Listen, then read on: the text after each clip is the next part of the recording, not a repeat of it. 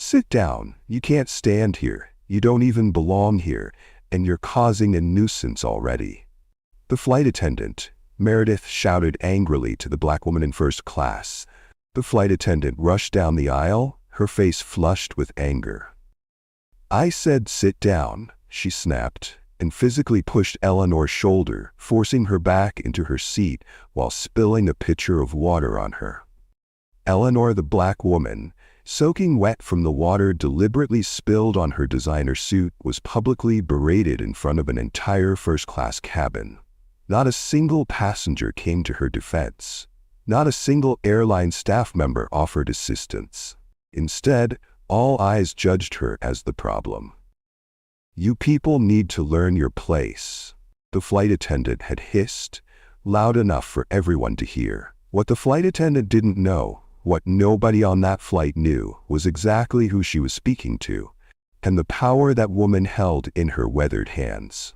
The moment everything changed came with a simple call, spoken with the quiet authority that could only come from decades on the federal bench. One phone call, one command, and the airline was brought to its knees. It was a scene of unprecedented chaos, a major airline completely grounded. Every single flight canceled, thousands of passengers stranded, news crews swarmed like bees around a corporate crisis, all because one woman, one powerful woman, decided enough was enough. If you've ever been disrespected, overlooked, or treated unfairly because of who you are and you stand against injustice, type power in the comments and tell us what country you're watching from. Today's story wasn't just about what happened on Flight 2187. It was about the moment when systemic discrimination met its match in federal judge Eleanor Washington, a woman who had spent her life working within the system to change it, until the day the system pushed her too far. Before we dive deep into the events that led to this extraordinary moment, take a second to like this video and hit that notification bell, because the justice that was served is something you won't want to miss. This story began on what should have been a routine Tuesday morning at Atlanta International Airport. Judge Eleanor Washington had just wrapped up a grueling 3-week civil rights case, a landmark decision that would help countless families fight housing discrimination. She was exhausted but satisfied with the verdict she'd delivered. Little did she know that her greatest test of justice wouldn't come in her courtroom, but in the first-class cabin of Flight 2187. Judge Eleanor Washington stood in the priority boarding line, her posture impeccable despite her exhaustion. At 62, she carried herself with the dignified bearing that came from over 2 decades on the federal bench. Her silver-streaked natural hair was pulled back in a neat bun, her conservative navy pantsuit crisp, despite the humidity of an Atlanta summer morning. The weight of the past 3 weeks showed only in the slight shadows beneath her eyes, remnants of the marathon civil rights case she'd just presided over. In her weathered leather briefcase, she carried the final opinion she'd handed down just yesterday, a landmark ruling that would protect hundreds of families from housing discrimination. It had been grueling but necessary work. Now, all she wanted was to return to Washington, D.C., and finally get a full night's sleep in her own bed. As the first-class passengers began boarding Flight 2187, inside the airplane, flight attendant Meredith Keller was already in a foul mood. At 34, the blonde attendant had been with the airline for nearly a decade, and she'd started the morning by venting to her colleagues in the galley. "Did you see how many special requests we have in first class today?" she'd complained, making air quotes around the words. "These entitled passengers think we're their personal servants, especially the ones who clearly don't belong up front." Her colleague had nodded sympathetically, neither of them aware that their casual prejudice would soon have extraordinary consequences. The first-class cabin of Flight 2187 presented a familiar scene, Predominantly white male business travelers in crisp suits, their importance announced by their Rolex watches and confident demeanors. Laptops open before takeoff, important calls being squeezed in until the last possible moment. The cabin hummed with privilege and entitlement. Judge Washington made her way down the aisle with practiced efficiency, finding her seat, 3C, an aisle seat she'd specifically requested to accommodate her occasional need to stretch due to circulation issues. The older white businessman in 3D glanced up briefly from his Wall Street Journal. His expression shifted almost imperceptibly as she settled in beside him. He shifted slightly toward the window, creating an extra inch of space between them. It was a small gesture, nearly invisible to anyone not watching for it. But Eleanor noticed. After 6 decades as a black woman in America, 4 decades in the legal profession, and over 20 years on the federal bench, she had developed a radar for these subtle signals of discomfort and bias. The pre-boarding service began. Eleanor watched as Meredith moved efficiently through the first-class cabin, offering warm towels and pre-departure beverages with cheerful banter to each passenger. "Good afternoon, Mr. Harris. Lovely to see you again. Your usual scotch before takeoff?" Each interaction was personalized, warm, attentive, until Meredith reached row 3. "Water, please," Eleanor said politely when Meredith finally made eye contact. "Room temperature, if possible." But instead of responding, Meredith's gaze slid past Eleanor to the man in 3D. "Good afternoon, sir. May I offer you a beverage before we depart?" The businessman ordered a bourbon, received it promptly with a warm smile and cloth napkin, while Eleanor's request hung in the air, unacknowledged. This wasn't the first time Eleanor had experienced such treatment, and in the normal course of events, she might have simply repeated her request or flagged down another flight attendant. But today's events would prove anything but normal. Minutes passed. The cabin door was about to close. Eleanor raised her hand slightly to catch Meredith's attention as she passed by again. "Excuse me, I had asked for water earlier." Meredith's smile tightened. "We're preparing for departure now. I'll have to get that for you once we're in the air." Yet just 30 seconds later, Eleanor watched as Meredith hurried to bring a last-minute coffee to a white passenger in 2B. The pattern was establishing itself, subtle but unmistakable. The kind of discrimination that doesn't announce itself with slurs or direct refusals, but with selective attentiveness and the quiet withholding of standard courtesies. The kind that leaves its targets questioning whether they're being oversensitive, even when they know in their bones exactly what's happening. The businessman beside Eleanor shifted again, angling his newspaper to create an even more pronounced barrier between them. Eleanor noticed his wedding ring as he moved, a simple gold band that matched the photo of his family visible on his phone screen. A wife, 2 teenage daughters, a golden retriever. A man whose life likely never required him to think about the subtle indignities others faced daily. Eleanor took a deep breath and returned to her briefs. The Anderson case had been particularly challenging. A complex web of housing discrimination allegations that had required her to parse through decades of municipal zoning decisions. She had ultimately found in favor of the plaintiffs, a group of black families who had systematically been denied access to neighborhoods with better schools and services. The irony wasn't lost on her as she sat, herself denied the simple courtesy of a glass of water. Focused instead on the documents detailing her decision that would help countless families get fair treatment. As the safety demonstration began, Meredith made deliberate eye contact with each passenger during her demonstration. Each passenger except Eleanor. Another small slight, barely noticeable to anyone who wasn't looking for it. But Eleanor noticed. She always noticed. The plane pushed back from the gate, taxied to the runway, and began its ascent into the clouds. The small slights were adding up, one after another, like drops of water slowly filling a bucket. How many small indignities could one person endure before finally saying, enough? For Judge Eleanor Washington, that moment was coming. And when it arrived, nothing in the airline industry would ever be the same. If you've ever been in a situation where you've been treated differently because of who you are, share your thoughts in the comments and click on the subscribe button now to enjoy more of these stories.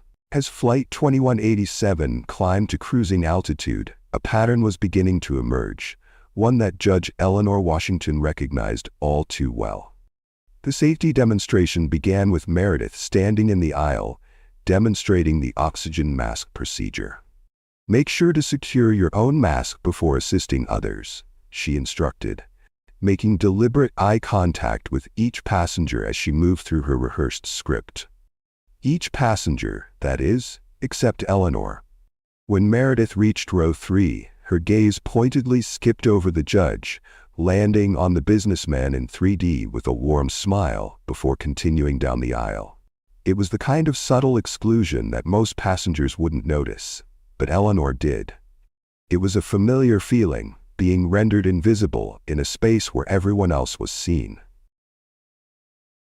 Once the plane reached cruising altitude, the drink service began. Meredith moved methodically through the first-class cabin, her customer service persona in full effect as she took orders and delivered beverages with practiced efficiency. "Sparkling water for you, sir." "Here's your scotch on the rocks, Mr. Peterson." When she reached Eleanor's row, the judge repeated her earlier request. "May I please have some water? Room temperature if possible." Meredith's smile tightened almost imperceptibly. "I'll get to you shortly," she said before continuing to the next row. 10 minutes passed.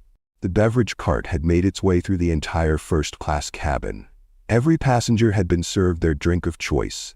Every passenger except Eleanor. As Meredith passed by again, Eleanor raised her hand slightly. "Excuse me, I believe you forgot my water." Meredith didn't even slow her stride.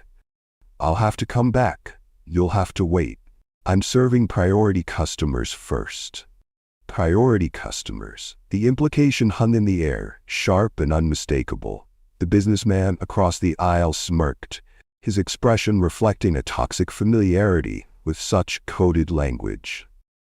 It was a moment of silent complicity that Eleanor had witnessed countless times throughout her life. The shared understanding between those who discriminate and those who benefit from that discrimination.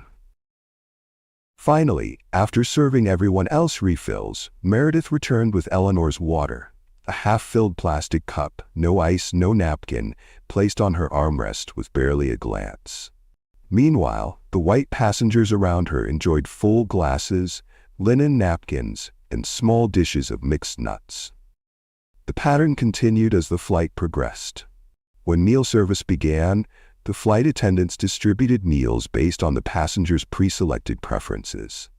Eleanor had requested a vegetarian meal when booking her ticket, a detail noted in her reservation, just like any other dietary accommodation.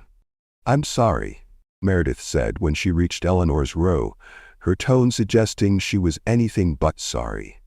"We don't have any special meals left." Eleanor glanced around the cabin. There were only 16 seats in first class, and she could clearly see that no more than half of them had been served. "I requested a vegetarian meal when I booked my ticket," Eleanor explained calmly. "Could you please check again?" "Ma'am, if I said we don't have any left, we don't have any left," Meredith responded, her voice rising just enough for nearby passengers to hear. "You'll have to make do with what we have available."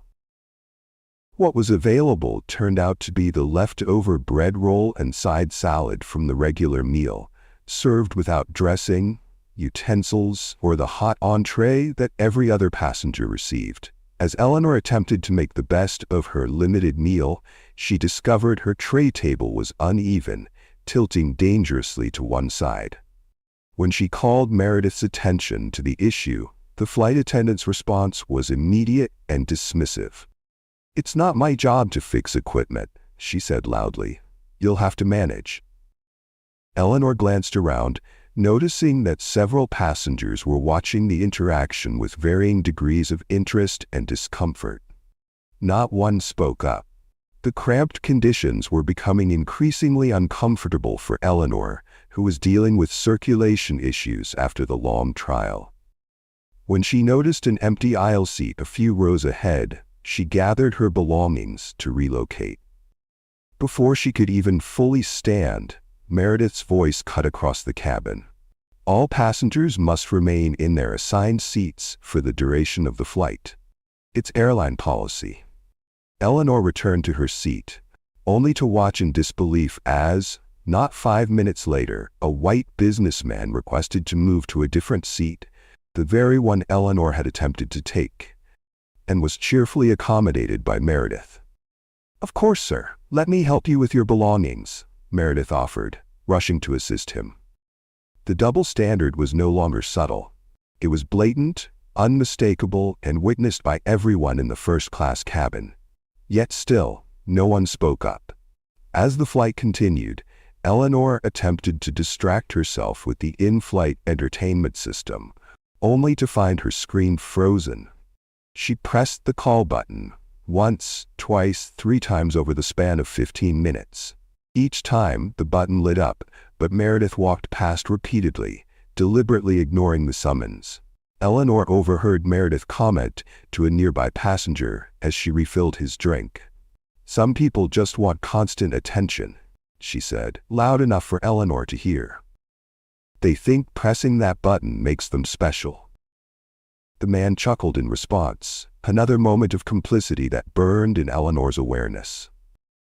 The cabin experienced moderate turbulence, causing the seatbelt sign to illuminate. For 20 minutes, everyone remained secured in their seats as the plane navigated rough air. When the captain finally turned off the seatbelt sign, there was a collective rustling throughout the cabin as passengers stretched and moved to the lavatories. Eleanor had been waiting for this moment. Her medication for high blood pressure was in her carry-on bag in the overhead compartment. Medication she should have taken 30 minutes ago. She stood carefully, reaching for the overhead bin. Before she could open it, Meredith's voice cut through the cabin like a whip. "Ma'am, sit down now." The command was loud, sharp, and delivered in a tone one might use with a misbehaving child. The entire cabin fell silent. "I need to retrieve my medication," Eleanor explained calmly, her voice measured despite the humiliation of being spoken to in such a manner. "The seatbelt sign is off." "The turbulence could return at any moment," Meredith insisted. "You need to return to your seat immediately." Eleanor gestured to the other passengers who were standing and moving about the cabin. "Others are up and moving around. I simply need to get my medication." The surrounding passengers began to mumble, but not in support of Eleanor. Instead, there were grumbles about rule breakers and difficult passengers. A businessman across the aisle, who had himself just returned from the lavatory, shook his head in disapproval. "Just listen to the staff lady," he said dismissively. "They're just doing their job." Eleanor took a deep breath. 62 years of carefully choosing her battles, of maintaining her dignity in the face of disrespect, of working within a system that had never fully welcomed her. All of it coalesced in this moment. She stood again, reaching once more for her medication. What happened next changed everything. Meredith rushed down the aisle, her face flushed with anger. "I said sit down," she snapped and physically pushed Eleanor's shoulder, forcing her back into her seat. The water pitcher Meredith was carrying tilted as she pushed Eleanor, sending a cascade of ice-cold water across the judge's lap and onto the legal documents in her open briefcase. Eleanor gasped as the cold water soaked through her suit and onto her skin, the papers from the Anderson case now swimming in a puddle on her lap. Instead of apologizing, Meredith turned to address the cabin at large. "I apologize for the disturbance, folks," she announced, as if Eleanor had been the one to cause a scene rather than the victim of assault and property damage. The cabin erupted in complaints. Not about Meredith's behavior, but about the disruption Eleanor had supposedly caused. The collective gaslighting was breathtaking in its completeness. "These people always have to make a scene," someone muttered, just loud enough to be heard. Eleanor sat in shocked silence, water dripping from her soaked clothing and ruined documents. Not a single napkin was offered, not a word of apology was spoken. "May I please go to the lavatory to clean up?" Eleanor finally asked, her voice steady despite the humiliation burning in her chest. Meredith blocked the pathway. "Return to your seat immediately," she commanded. "We're experiencing turbulence." The seatbelt sign remained off. Other passengers continued to move freely about the cabin. Understanding that this situation had moved well beyond casual discrimination into something far more serious, Eleanor quietly took out her phone and began documenting what had occurred, typing notes with timestamps and details of each incident. Meredith noticed immediately. "What are you doing?" she demanded. "I'm making notes," Eleanor replied calmly. "No unauthorized recordings on this aircraft," Meredith declared, snatching the phone from Eleanor's hands. "This is a security violation." "That is my personal property," Eleanor said, her voice finally showing the first edge of the anger she had been containing. "You have no right to take it." "I'll hold on to this until we land," Meredith said, pocketing the phone. "Airline procedure." The lead flight attendant, Davis, approached, having been summoned by Meredith. Rather than assessing the situation objectively, he immediately backed his colleague.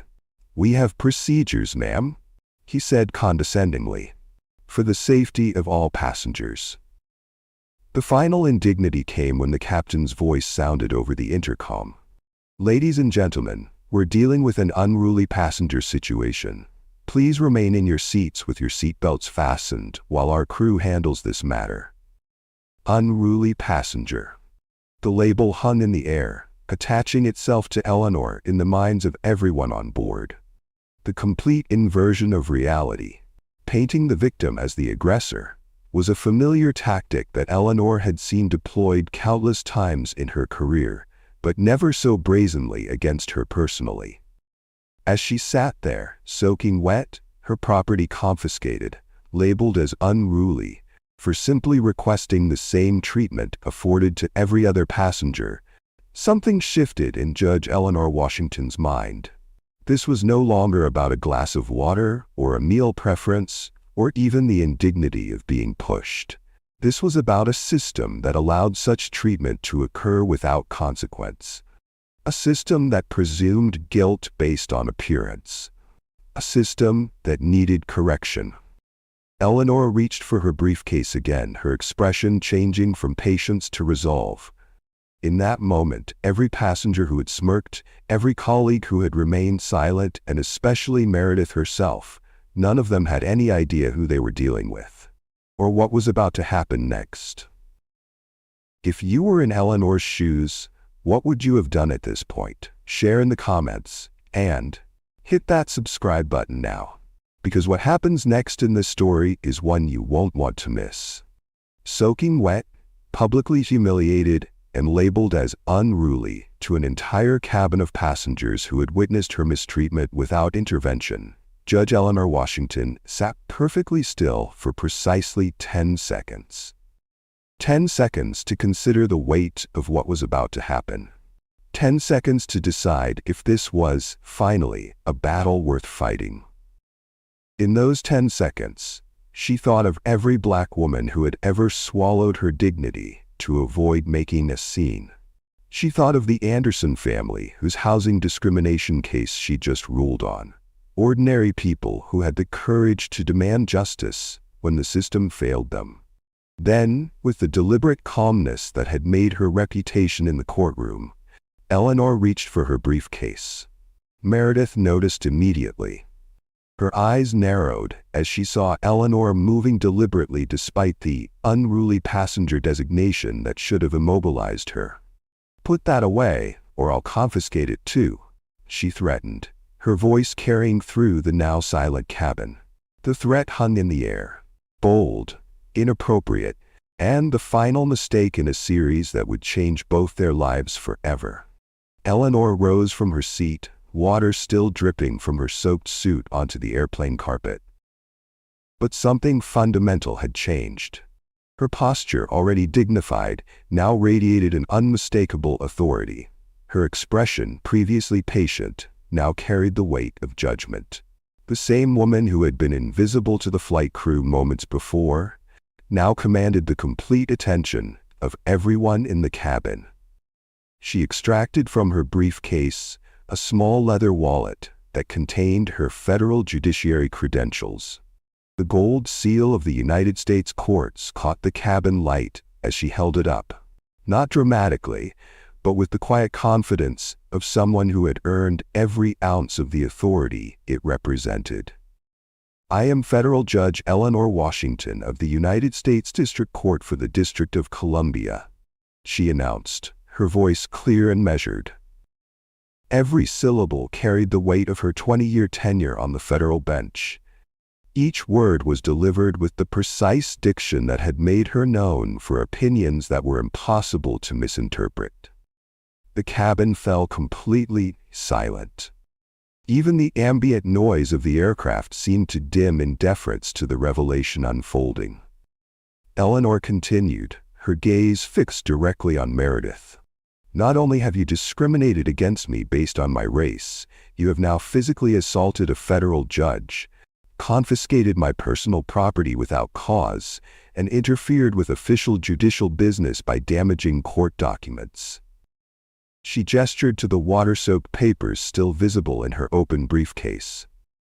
Documents from the Anderson case that represented justice for families who had fought discrimination for years. Meredith's face drained of color so rapidly that a passenger would later compare it to watching someone pull a plug in a sink. The smug confidence that had carried her through hours of discriminatory behavior evaporated in an instant.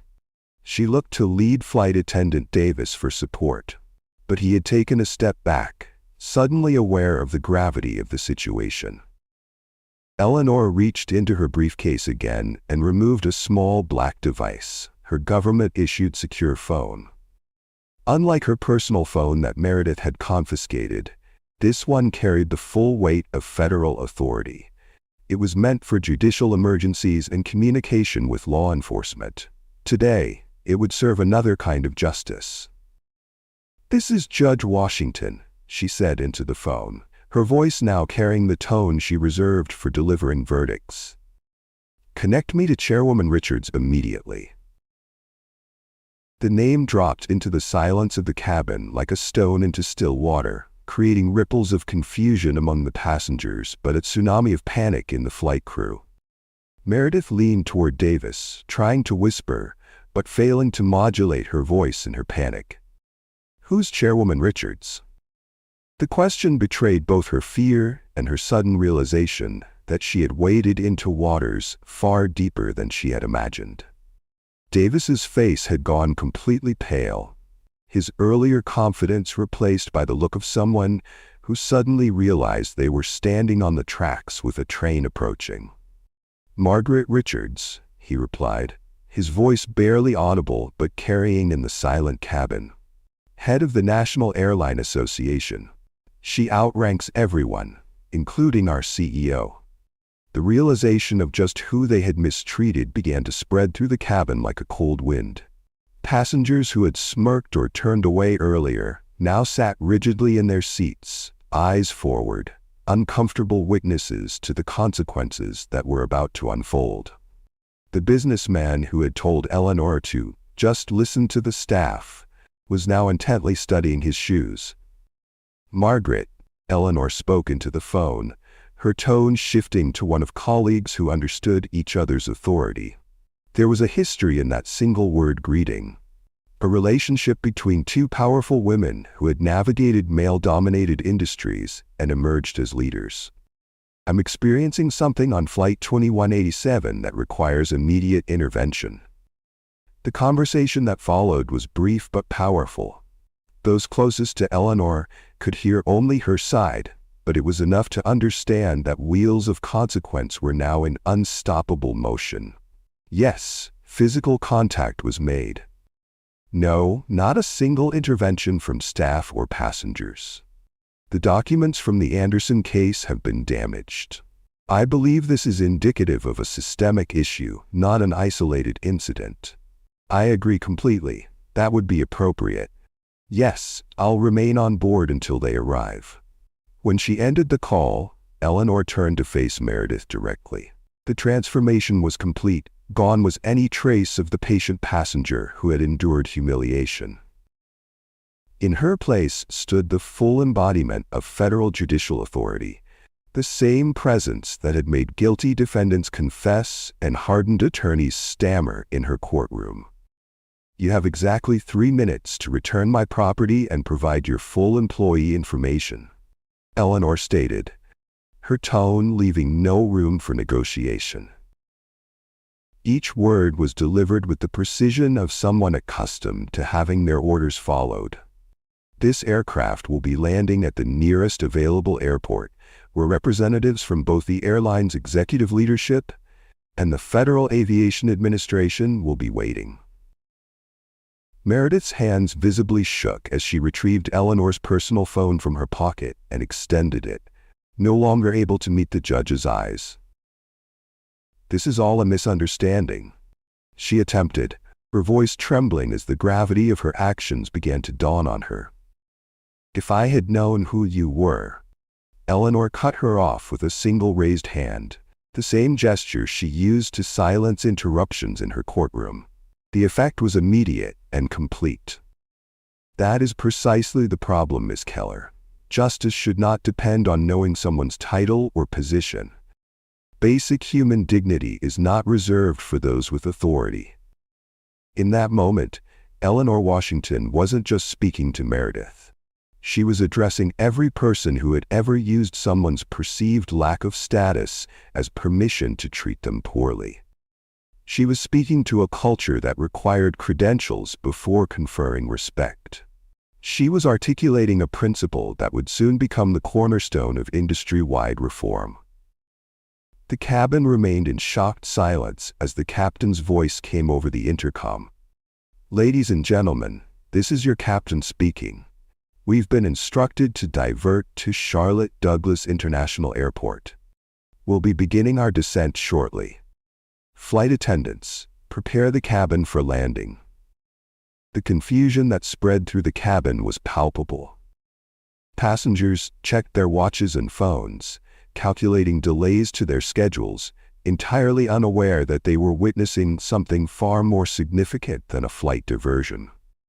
They were watching the moment when discrimination met justice.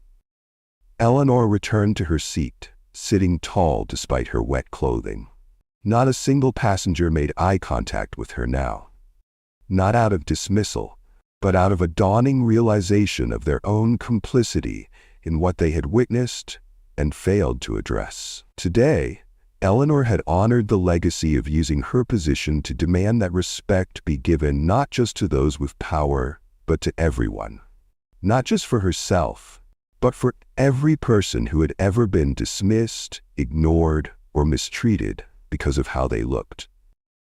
The true power of Judge Washington's actions that day wouldn't be fully understood until the plane landed, and the consequences began to ripple outward, affecting not just one flight crew or one airline, but an entire industry's approach to dignity and respect.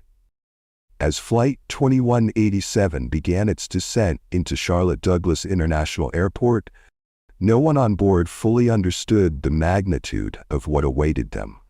The captain had announced an emergency landing with no further explanation, leaving passengers checking their watches and calculating connection times. They had no idea they were about to become witnesses to a moment that would transform an entire industry.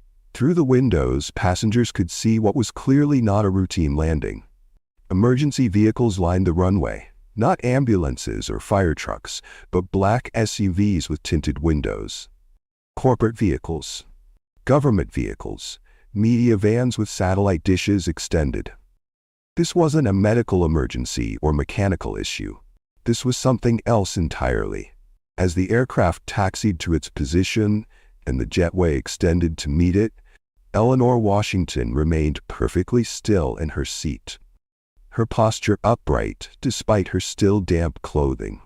She had not spoken since her phone call with Chairwoman Richards, maintaining a dignified silence that somehow commanded more attention than any outburst could have.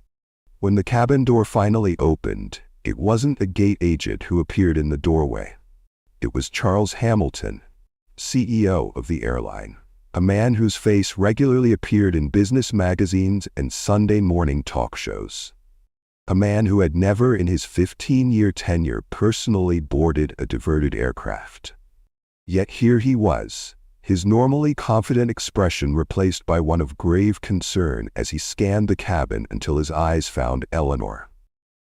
Behind him stood two executives in dark suits, both carrying tablets and wearing expressions that communicated the severity of the situation. This wasn't damage control. This was crisis management at the highest level. Judge Washington, Hamilton said, his voice carrying through the silent cabin. On behalf of the entire airline, I extend our deepest apologies for what you experienced today. Before Eleanor could respond, her government phone rang. She answered it, activating the video function so that the face of Chairwoman Margaret Richards appeared on the screen. Richards, a formidable black woman in her 60s with silver hair and piercing eyes, was visible not just to Eleanor but to everyone nearby.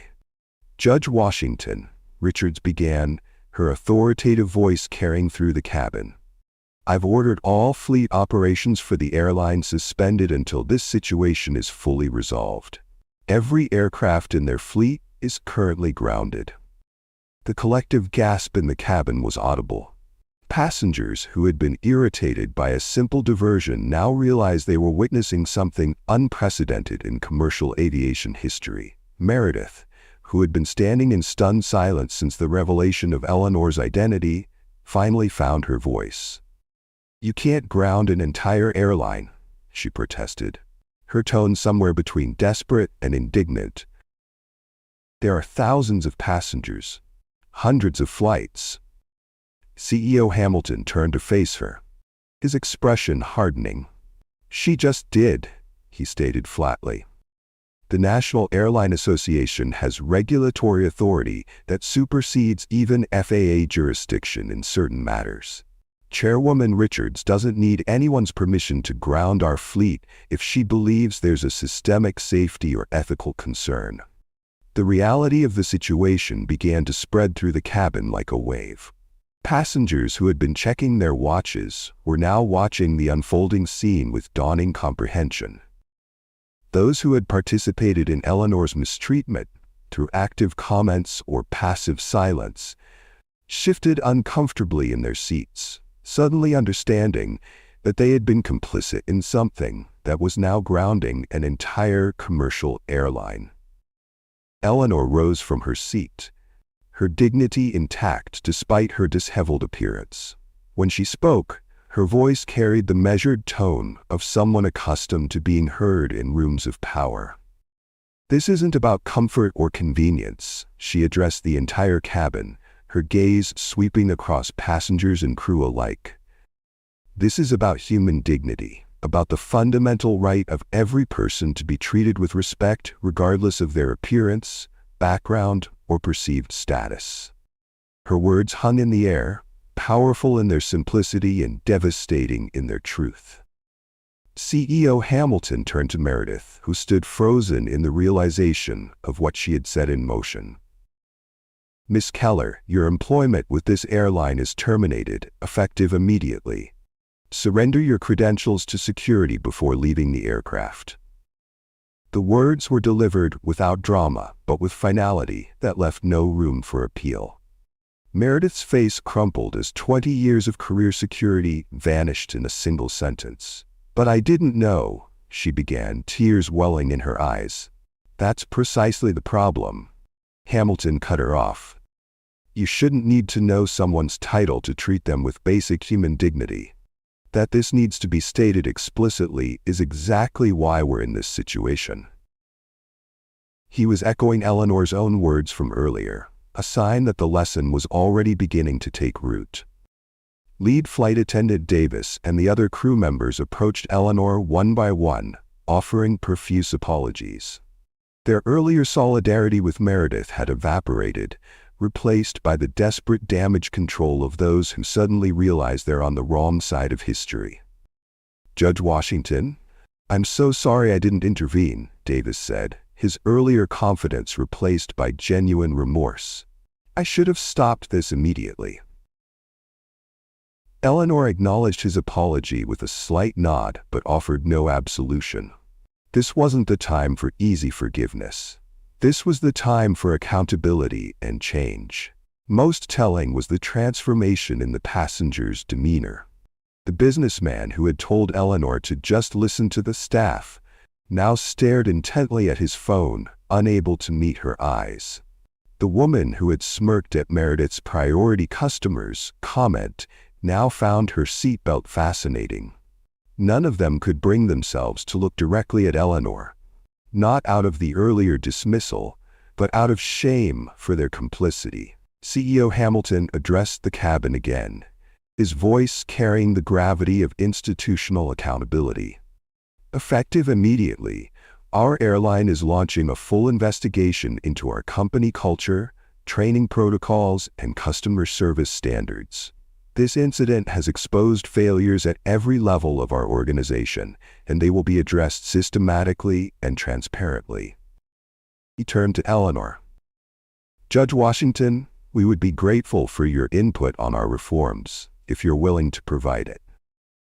Eleanor's response was measured but firm. Discrimination isn't an isolated incident. It's systemic. It requires systemic solutions. She gestured around the cabin. What happened today wasn't just about one flight attendant's prejudice. It was about a culture that enabled that prejudice to be expressed without consequence. It was about passengers who witnessed discrimination and chose silence. It was about leadership that failed to create clear expectations about human dignity. The cabin remained silent as her words resonated with undeniable truth. In that moment, Judge Eleanor Washington wasn't just addressing one airline or one incident. She was articulating a fundamental principle that would soon reshape training programs, corporate policies, and industry standards across commercial aviation. Security personnel arrived to escort Meredith from the aircraft. As she passed Eleanor's seat, she stopped, her face streaked with tears. "I never meant, I didn't realize." Eleanor met her gaze directly. "Intent doesn't erase impact, Miss Keller. The harm was real, regardless of what you meant." It wasn't cruelty in Eleanor's voice, but the clear-eyed truth that had made her respected on the bench. Sometimes justice requires discomfort before healing can begin. As Meredith was escorted away, Chairwoman Richards spoke again from the video call still active on Eleanor's phone. "Judge Washington, a car is waiting to take you to your final destination. Mr. Hamilton and his team will be spending the rest of the day explaining to their board of directors exactly how this happened and what they intend to do about it." The passengers, now fully understanding the gravity of what they had witnessed, began gathering their belongings in silence. The earlier complaints about delays had evaporated, replaced by the sobering realization that they had been part of something momentous. A tipping point in how dignity and respect would be defined in commercial travel. As Eleanor prepared to leave the aircraft, CEO Hamilton asked one final question. "Judge Washington, may I ask, what made you finally make that call? After enduring so much mistreatment, what was the final straw?" Eleanor paused, considering the question carefully. Her answer would later be quoted in training materials across the industry. "When I was physically pushed and had water spilled on me, it crossed a line from disrespect to assault," she said. "But the real moment came when I saw not a single person in this cabin speak up. That's when I realized this wasn't just about me, but about everyone who has ever been mistreated and had no recourse, no authority to call, no way to demand justice." She looked around the cabin one final time. "I made that call for my grandmother who cleaned these planes, for the families in my housing discrimination case, for every person who has ever swallowed their dignity because speaking up seemed too costly."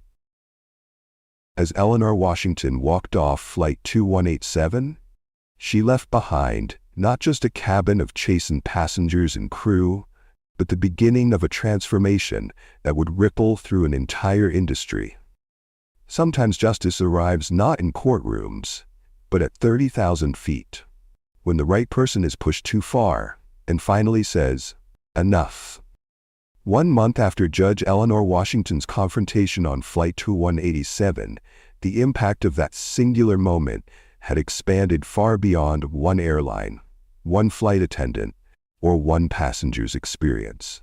What began as a routine flight had triggered a seismic shift across the entire commercial aviation industry. The transformation wasn't happening in the shadows. It was playing out on a national stage, with cameras rolling as Chairwoman Margaret Richards and Judge Eleanor Washington stood side by side at a press conference at the National Airline Association headquarters in Washington, D.C. "Today marks a new chapter in commercial aviation," Richards declared to the assembled press corps. "One where dignity isn't a luxury afforded to some passengers, but a fundamental right guaranteed to all." Beside her, Eleanor stood in her judicial robes, not because this was a legal proceeding, but because the symbolism mattered. The authority that had been invisible to Meredith and the passengers of Flight 2187 was now unmistakable, a visual reminder of the power that had always been present, even when unrecognized. Together, they unveiled the new Passenger Dignity Initiative, a comprehensive training program that would be mandatory for every airline employee across all major carriers. The program wasn't just about avoiding discrimination. It was about actively recognizing and honoring the humanity in every passenger. This initiative represents the largest coordinated training effort in aviation history, Richards explained. Every employee, from CEOs to gate agents, will complete this program within the next 6 months. What made the initiative unique wasn't just its scale, but its approach. It wasn't created by corporate consultants or public relations experts trying to minimize damage. It was designed by a diverse committee of aviation professionals, civil rights experts, and passengers who had experienced discrimination firsthand. Most surprising to many was the inclusion of Meredith Keller among the program's developers. The flight attendant whose actions had triggered the entire movement had undergone her own transformation. In her first public interview since the incident, Meredith spoke with remarkable candor about her journey. "I never thought about my own biases until that day," she admitted, her voice steady but humbled. "I always considered myself a good person who treated everyone equally, but watching the footage of how I behaved toward Judge Washington forced me to confront uncomfortable truths about assumptions I didn't even realize I was making." She paused, emotion visible on her face. "The hardest part wasn't losing my job. It was recognizing that for 20 years, I might have been treating people differently based on how they looked, without ever acknowledging it to myself." Her words resonated with viewers across the country, sparking conversations in living rooms and workplaces about the invisible biases that shape everyday interactions. Her journey from perpetrator to advocate became a powerful case study in how confronting discrimination could lead to genuine growth. Meanwhile, in a grand ballroom at the National Judicial Conference, Eleanor Washington took the stage to address her colleagues, hundreds of federal judges from across the country. The audience fell silent as she approached the podium, her reputation now expanded beyond her legal acumen to include her role in transforming an industry. "My fellow judges," she began, "we often speak of justice as something that happens in our courtrooms. We put on our robes, we take the bench, we hear arguments, and we render decisions that become precedent. She paused, surveying the room filled with the nation's most powerful jurists. But on Flight 21A7, I was reminded that justice isn't confined to courtrooms. It exists or fails to exist in everyday moments, in how a flight attendant serves water, in how a passenger shifts away from their seatmate, in the silence of witnesses who see wrong but say nothing. As Eleanor spoke, images appeared on the screens behind her, not of courtrooms or legal documents, but of her grandmother, Ida Mae Washington, in her cleaning uniform beside a commercial aircraft in the 1960s. The photograph, grainy but powerful, showed a dignified woman standing tall despite the era's pervasive discrimination. "My grandmother cleaned these planes," Eleanor continued, her voice carrying emotion rarely displayed on the bench. She straightened her uniform each day, insisting on her own dignity even when others refused to see it.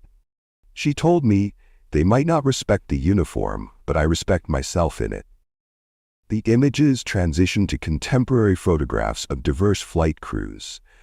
Black, Hispanic, Asian, Muslim women in hijabs, all standing proudly in their uniforms beside modern aircraft. Today, because one woman was finally pushed too far, these aviation professionals don't just clean the planes. They fly them, they captain them, they own the companies that operate them, and most importantly, they are seen, truly seen, by the industry they serve. Justice isn't passive, Eleanor concluded, her voice resonating through the ballroom. Sometimes it requires grounding an entire industry to elevate humanity. Sometimes it requires using the authority we've earned to speak for those who haven't yet been given a voice. Her final words would be quoted in law schools and corporate training programs for years to come. The true measure of justice isn't what happens when everyone knows who you are. It's what happens when no one knows who you are, and you're treated with dignity anyway. 2 months after Flight 2187, Judge Eleanor Washington boarded another plane, this time for a well-deserved vacation. As she approached the aircraft, she was greeted by a diverse flight crew, each member making respectful eye contact as they welcomed her aboard. "Good afternoon, ma'am. It's an honor to have you with us today," the lead flight attendant said, not because she recognized Eleanor as the judge who had transformed their industry, but because this was now how all passengers were greeted, with genuine respect that acknowledged their inherent dignity. As Eleanor settled into her seat, she noticed the small placard now displayed in every seat pocket alongside the safety information. On this aircraft, every passenger deserves equal respect and dignity. If you experience or witness any form of discrimination, please alert our crew immediately. We are committed to a journey that honors everyone's humanity. If you love this story, like and hit the subscribe button and share to others so they can learn too. See you in our next video.